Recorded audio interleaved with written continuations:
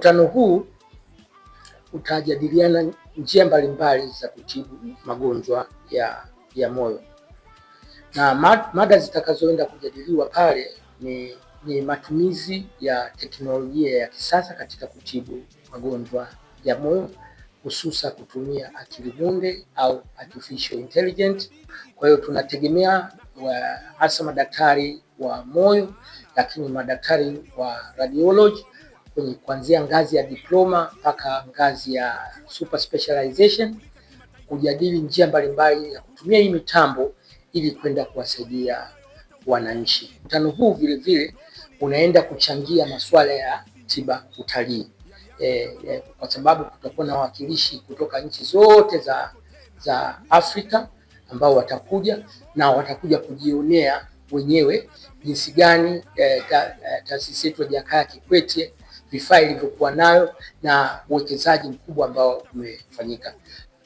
Mkutano huu ni wa 4 tangu tumeanza taasisi ya Jakaya Kikwete kuanza mkutano huu kwa ajili ya kutoa mafunzo mbalimbali kwa madaktari, watunga sera na watu mbalimbali.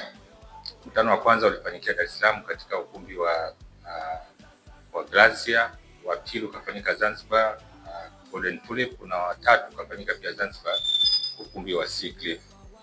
Kwa hiyo sasa wa 4 utafanyikia Dar es Salaam katika ukumbi wa Blue Sapphire Hall Dar es Salaam.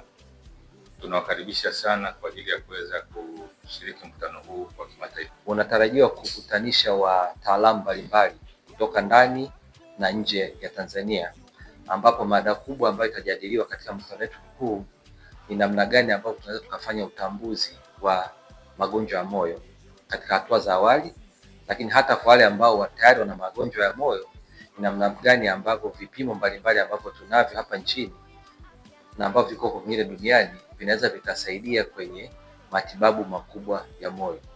Tunatarajiwa kuwa na washiriki wasiopungua 300, na washiriki hao watakuwa ni madaktari bingwa wa magonjwa ya moyo, madaktari bingwa wa magonjwa ya ndani, madaktari wa kawaida, lakini na wataalamu mbalimbali ambao wanahusika na utambuzi wa magonjwa ya moyo.